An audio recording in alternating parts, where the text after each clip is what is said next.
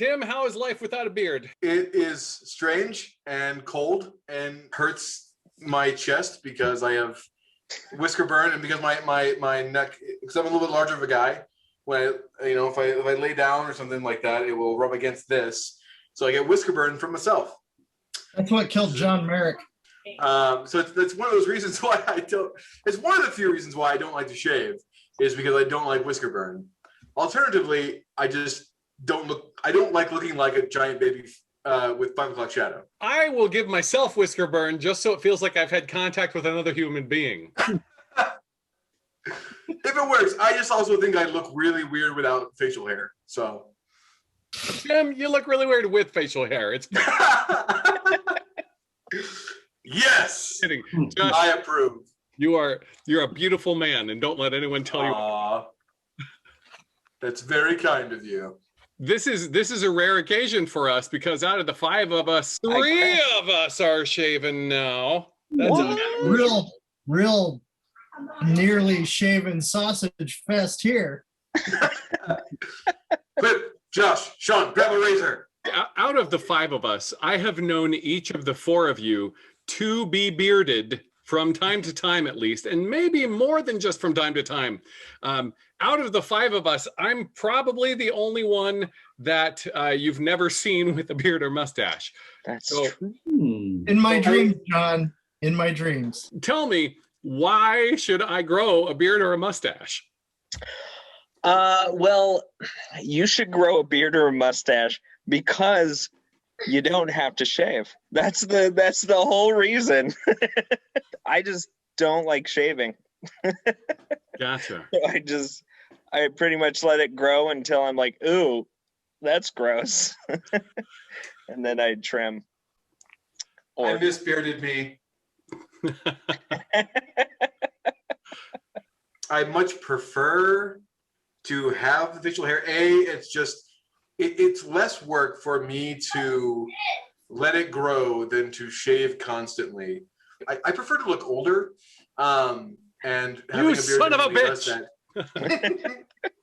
I was told that I lost 20 years having shaved. You barely had 20 years. What do you? That would put me back to 8.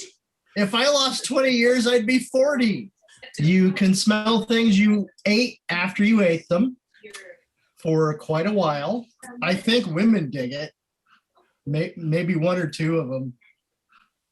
And shaving sucks. It hurts. And I look weird without a beard now. I used to look like me without a beard because I never had a beard. But then once I had a beard, I just look weird if I get rid of the beard. It's always a risk growing a beard because you don't really know what's happened follically since the last time you had the beard. And so there's this sort of belief that you have that, oh, it'll be the same color and consistency and everything that it was the last time you shaved it. And then you learn some things about the aging process. The time that I had to grow a beard for a show on stage, it, of course, the hair it has, shall we say, some gray spots. And just a couple. The beard did as well. And when the beard came in, I looked at least 15 years older. I wish we had a female presenting person on here or someone that regularly shaves their legs and other body parts, because I really think that's an important part of this whole I don't like to shave conversation as well. Your pants have never felt so amazing than they do right after you shave your legs. They feel great. How did you get my pants? Oh, I've been in your pants a lot of times. Oh.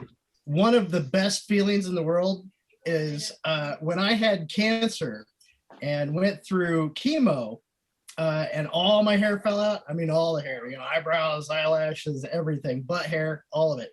And then it grew back as baby hair. And if you've ever felt a baby's head with their new hair, that was my entire body. It was the most amazing thing ever.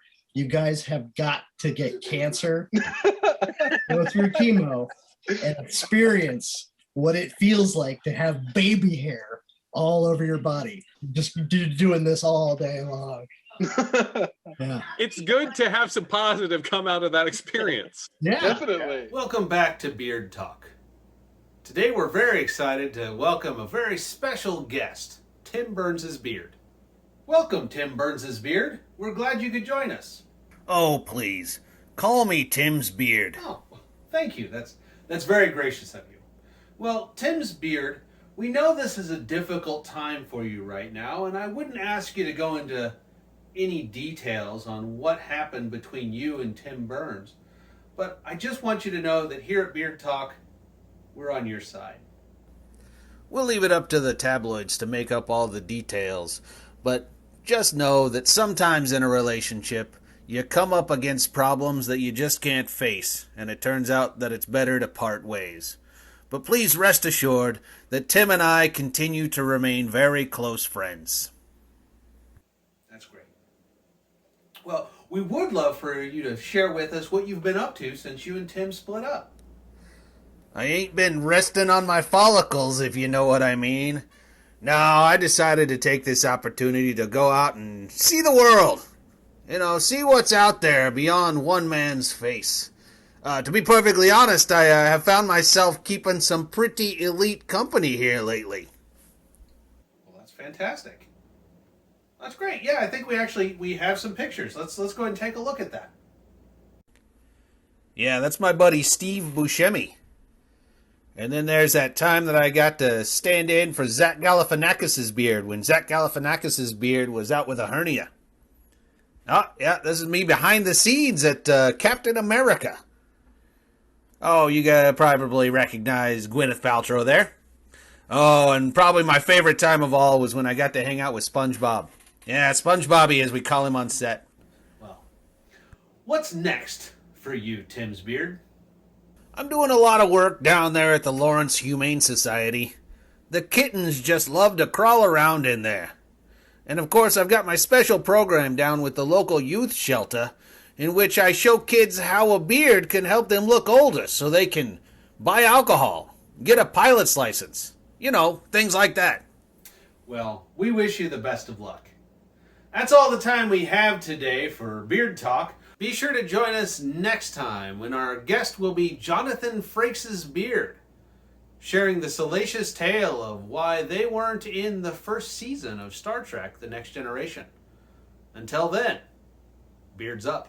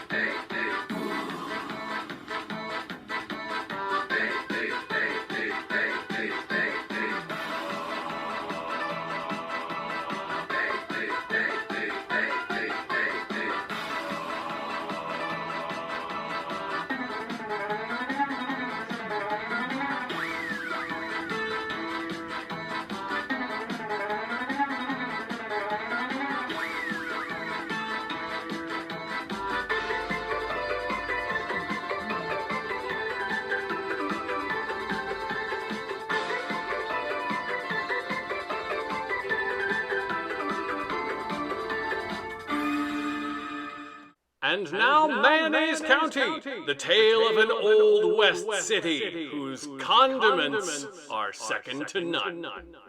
Hi, I'm Dynamite Daryl. I am owner and purveyor of the local mine. Anything you need done blowed up, I am your feller. Two Guns McGee, Sheriff of Mayonnaise County since 1841. My name's Timmons. I'm the inventor of mayonnaise, in the aforementioned Mayonnaise County. I'm Willie Bonnie. I ain't got no skills. I'm bleeding too. I don't know why. I think I laid on my face the wrong way. I'm determined though. I'm gonna learn how to shoe this goat.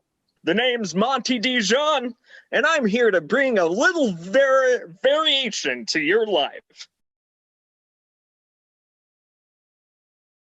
It's I kind of know. nice here in your dynamite cave. I just blew that hole last Tuesday, so I'm still getting used to the extra breeze blowing through here. Yeah, it still smells bad though.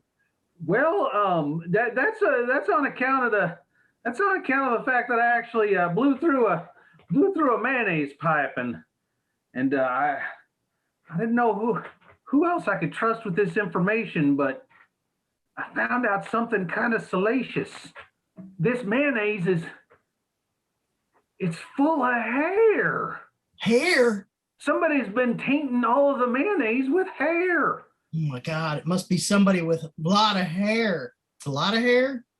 I mean, any hair in your mayonnaise is too much hair, Willie. Come on now. I'm worried what's going to happen to our town if we ain't got the purest mayonnaise to rely on as we had before. Well, Oh no! Willie, you might have to get a job. I'm gonna go tell everybody. Hang on. Hey, everybody! There's hair in the mayonnaise! Willie, you know full well yelling in my dynamite cave is not a good sound idea. You know, you're starting to take away some of my cash flow that used to be. You know, more people are starting to want to use your Dijon than they are the mayonnaise. I mean, how do you feel about mustard? Personally, it makes me gag. I'm You not don't a big like it? fan. But Dijon mustard, it's not just mustard. We've added the Dijon to it. It's breathtaking. It surely takes my breath away and then whisks it away into the streets, into my food, into whatever's nearby that I can throw up into. Ugh. All the money that I'm getting from the Dijon mustard, that can go into the town. I mean, a percentage of it. All we have to do is just keep this whole hair in the mayonnaise thing going. I don't know how I feel about being affiliated with the Dijon guy. What's all this screaming and carrying on I hear? Ah! Oh God, I forgot, man. You scare me. Good. Oh God. I'm sorry. You asked a question. What was it? What was the question? My question was, knock it off. Okay.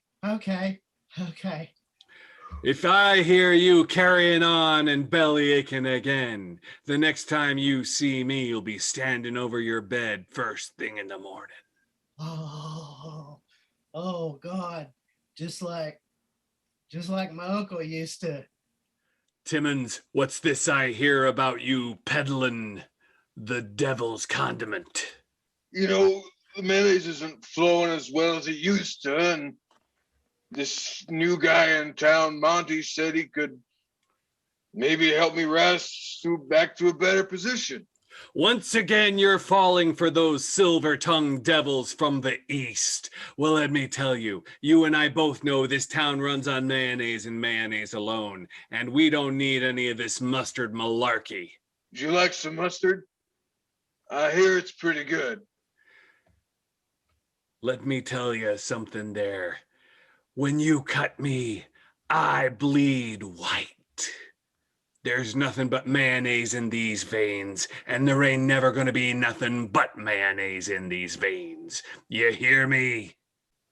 Oh, I do. I don't know what it was. It was as if I was under a spell.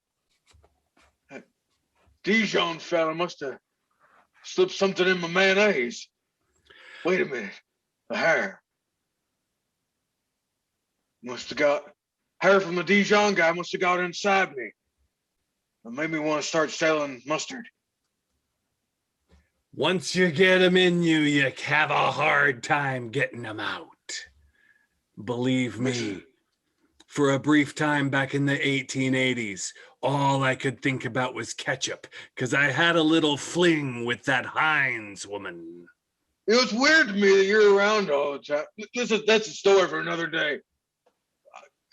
I want you to help me run this Dijon fella out of town. Consider it done. Oh God, hey, there's some yellow stuff on here. You don't want to mess with that. You don't want cowboys seeing yellow on your pants. No. Oh. Do you like it? I have more. Pants that are stained with yellow. You can lick those too. You know, that really does bring out the rest of the flavor in the denim. Yeah. You got a lot of nerve bringing your yellow poison into this town. Mustard is so enriching. It brings so much to a turkey sandwich. Try. You keep your devil's biscuit away from me. Those are all lies from France. I went to France once. Terrible place. Full of people like you wanting to push their yellow sauces onto people. Try some of this. Mayonnaise County's own fresh mayonnaise. Put it in your mouth.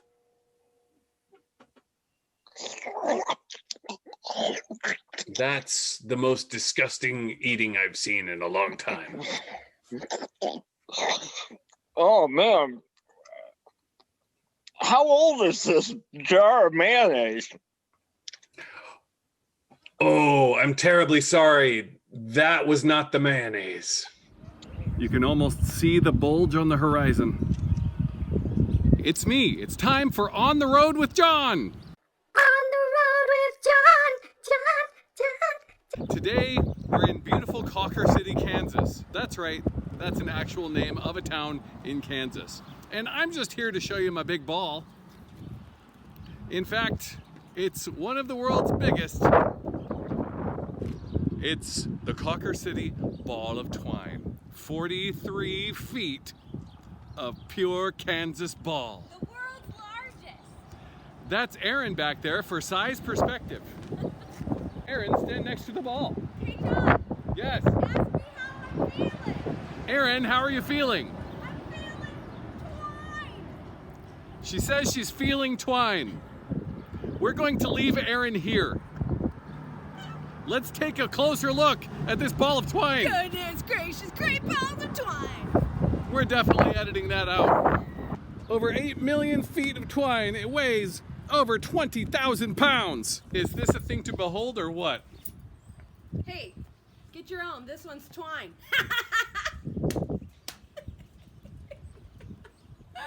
This is what I'm putting up with. And now, I treat you to Around the Ball.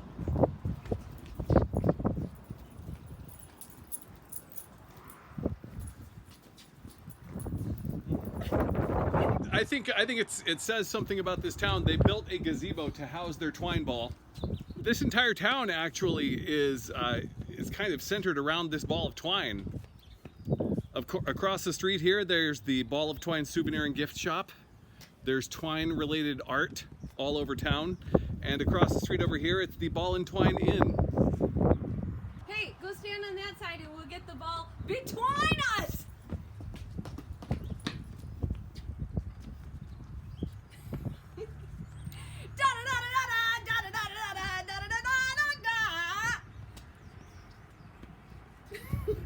I'm retiring from everything.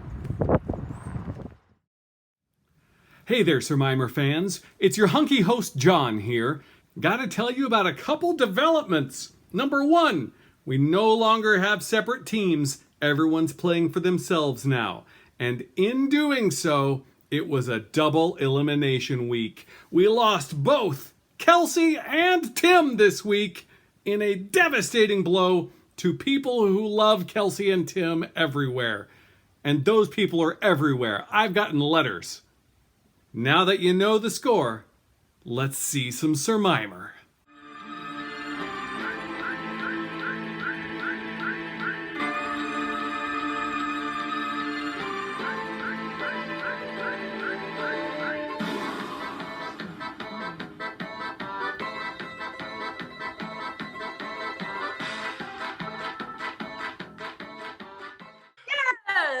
Welcome back. As you may have surmised, here on Surmimer, there are no more teams. Plingmaspink and Chowser are gone. It is no longer a team game. It's an individual game, every person for themselves. R.I.P. Chowser Plonk. Team Keezer Pink.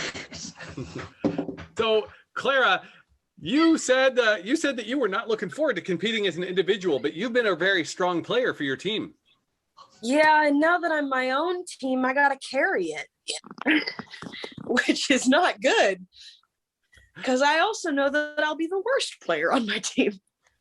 You know, honestly, frankly, candidly, the people on my team I didn't care for not one bit. I was preparing for this day because I was trying to distance myself from them as much as possible. We're at the point now where we're down to rugged individualism, and I think that's where I feel comfortable. I like the feeling of being ripped apart. I do too. I dig on that. Today's challenge is actually, it's an artistic challenge. Oh no. I'm not some fartist. Uh-oh. Then you might have a little trouble. I actually had heard through the grapevine that all three of you were pretty good at that sort of thing. So don't believe everything you hear, brother. For this challenge, you are going to be making a self-portrait out of your condiment of choice. You can be as realistic or creative as you want to be. How much time do we have for this? So I need to know, like, do I start sketching, or is this like a single line situation? Yes. You have time for chiaroscuro? You'll have 4 minutes to complete this challenge. Yes. I can't wait to explain to the warranty department why I have ketchup and mustard in my keyboard. Here we go. 4 minutes begins now. Good luck. Okay. Big piles of ketchup going on the plate over at Carol's place. Lauren, you seem to have some weak hand strength going on there. Oh, there we go. There was just a ketchup blob. Got a little bit of shakeout. I guess these are going to be whiskers. Making yourself a nice palette. Not ideal. I like the smell. There's an incredible amount of dressing going on to Kevin's plate there. It's exactly the type of situation I like in the evening. A little bit of vinegar. Kevin, is it salad dressing or barbecue sauce? It's dipping sauce. Oh, it's dipping sauce. The condiments are going on fairly thick in certain quadrants of this competition. Those are the nostrils of a champion right there. And there we go. Oh, there's a mustard catastrophe. Yeah, there is. It's okay. I need a different implement. Use your finger. Eugene, it's a good thing you have 3 bottles of ketchup over there. Yeah, you know, I like, as in life, I like to lay it on a little thick. Oh, good. We've got fingers happening. Oh, that's not working at all. Okay. Oh, Jason is starting over. Okay. And, he's got a ketchup hand. Uh-huh. I may have overdone it with the ketchup. Now, what they don't teach you in culinary school is the fine art end of sentence. 2 minutes remain. Kevin, did you finish this challenge halfway through? I did, halfway through. That's bold. Do you plan on making any additional additions or subtractions? Myself. I really don't. Like I'm going to make it accurate. Okay, that's not working at all, so we'll just do that there. Okay, here we go. Jason is starting again. Kevin, what kinds of things do you dip in that? Usually my fingers. I think the real trick to this challenge is to have pretty special characteristic facial hair. I think that's the real trick here. You've been preparing for this particular challenge for months. Kevin is practicing a rare form of cannibalism as he samples himself, dipping himself into himself. Andrea is going to ask a lot of questions about why we are out of mustard. And so I'm going to need some coverage if you guys can help me out with that. Oh, I look like I have horns. It looks like Carol is coming to a stopping point. Oh, that is very good. This is very good. I don't like this at Oh all. yeah, mine as well. I think I'm really embarrassed by how good I am at this. Mm-hmm. I think I can't do any more. Utensils down, please. Art supplies Okay. down. Oh my gosh, I cannot wait to see these portraits. Let's see what your portrait looks like. I Look don't like at. Put a little chin on there. Walk us through some highlights of your portrait. So I used the fork to make the hair. This is the face I'm doing in it. I put a chin on there so that the boundaries were clearly defined. And you know what? You have a chin. But mostly focused on the texture of the hair. Because, man, you can't really. It's mustard. There you go. Nice. Can you walk us through some of the highlights? Absolutely. Okay.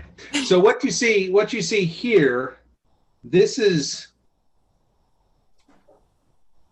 the ambient disappointment and regret that I feel most of the time when I start a new project. So you can see how it's been smeared clean to start fresh.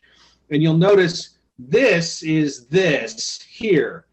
As it turns out, I look better in yellow, and so that disappointment is just covered up with my fresh start. These are my eyes right here. This one is that eye. This is the other eye. And this is the face that I'm making. All right. Well, when I think of myself, I think thick. I got a thick accent. I got thick hair. So I went thick with the ketchup. Now, I started obviously with the facial hair because that's my, that's my calling card, as it were. Now, you see in the middle there, I kept some space where that's where the words come out. So I'm hoping that'll come out in the drawing, in the, what do you call it? A smearing? I call this a smearing. And you can see my beady little eyes. This is a picture, a portrait of me, and my how I think and feel after I've been in Zoom for 2.5 hours.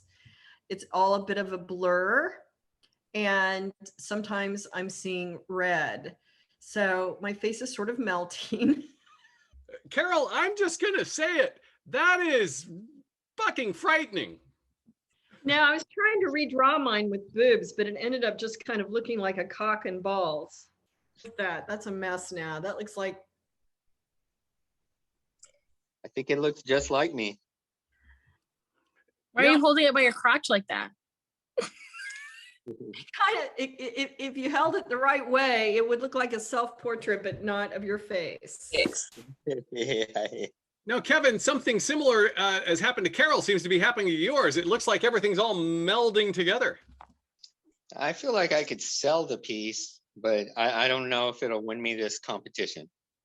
This image is of what I feel like on the daily. I kind of look like a small cow. That is a fetus inside of me. It looks fetus-like. I have small nubby legs because that's what they feel like. These are face buns, but they look kind of like devil horns because some days I feel like a devil, and my face and hair are slowly running into each other. But I have a smile on my face because this is all worth it, right? And also my arms are up in the air like, fuck it. Having a baby. I have to say that is possibly the most accurate representation of a fetus I've ever artistically seen. That is it. Carol, tell me, what are you going to do with your self-portrait, and will French fries be involved? I'm just going to take off my clothes and I'm going to rub it on my body. Good. Nothing tastes better than pure mustard on a plate. I am going to probably allow the dog to lick some and then rinse it down the sink because the smell is kind of making me nauseous. Yes, thank you so much, Pregnancy Knows. If anybody's looking at the scoreboard, don't get worried because you'll never catch up. Kevin, what's going to happen to your self-portrait after we finish here? I'm gonna eat it with my hands. With your what? Your hands? My hands. Oh, I thought you said with my penis. I can eat with my penis. Never mind. I might do that. You never know. I I'm a mean, little loopy. I'm open If to Kevin's new planning on eating this with his penis, we have to stop taping right now. Now that I think about it, maybe a special subscribers only edition. I am not going to be the one deciding the winner of today's challenge. Instead, it's going to be all of the folks that have left your teams. It does. It strikes a lot of fear in my heart. There's people on my team who left for a reason, so now I'm scared. Well, and I'm afraid that I may have offended some teammates, so they may be not so keen on me. Yeah, Carol, I remember that scene that got cut from 2 weeks ago's episode where you just went on a 20-minute profanity-laced tirade against Ivy. Ow. No, it might have been inappropriate. After we recorded that show, I had to take her aside and well, let's just say it was an educational afternoon after I explained to her what all the things you said meant. I don't even remember any of the other players. So, out of my mind. Ivy, welcome back. Now, the week you got eliminated, we had to cut out a 20-minute tirade where Carol cussed you out and used a whole lot of inappropriate language. What are your feelings now that that's 2 weeks behind you? It was in the heat of the moment, but I am mad. What do you think are the chances that Carol is going to win? What do you think? Okay, so here's what we're going to do. I'm going to show you the self-portraits from this week's challenge, and you give me your initial reactions, okay? All right.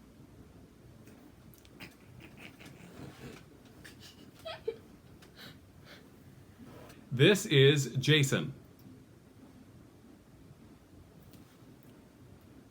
This is Clara. That's pretty good. What condiment is that? It's a dipping sauce. Dip. Oh, you thought that Clara's was the best. I did. All right, what do you like about Clara's? Well, it has a lot more of the realistic detail, Nice. and you can definitely tell that an actual effort was made. Ivy, great to see you. We'll see you again soon.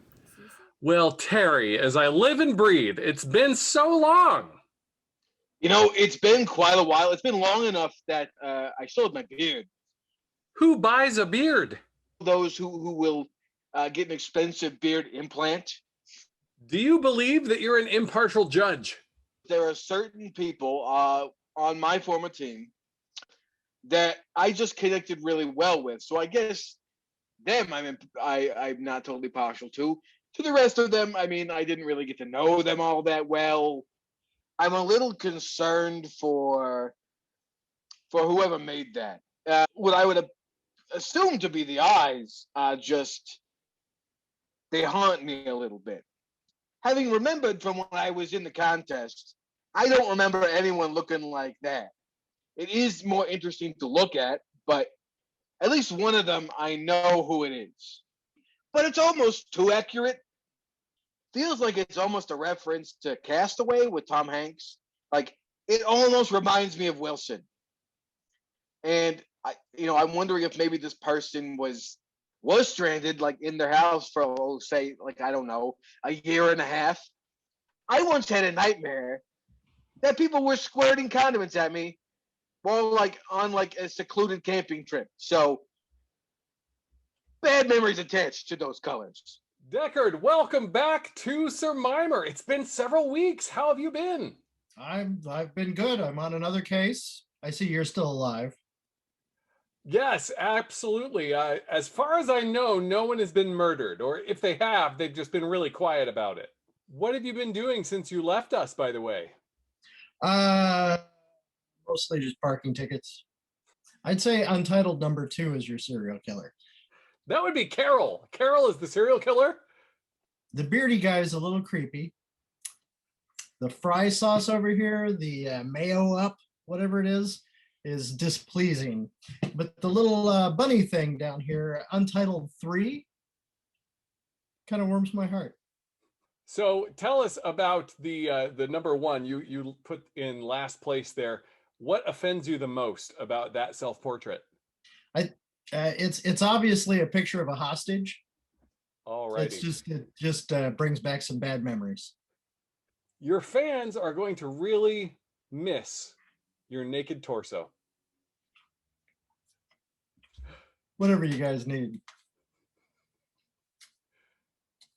Wait, are you wearing 2 shirts? I'm wearing all the shirts. I actually own more than one. Just 2, though. The other. Oh, here we go. Yay, there he is.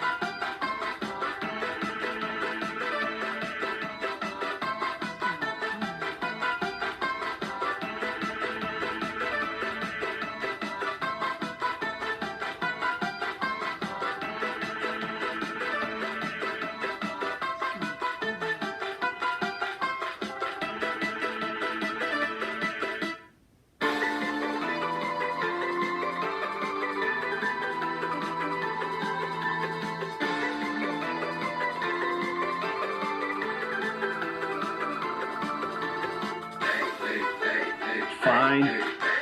It seems like everything's fine. She's getting a water bottle, Yay. which she said I wasn't allowed to do it, but now she's not here. What? You can hear me? Hey, watch this magic floating phone trick.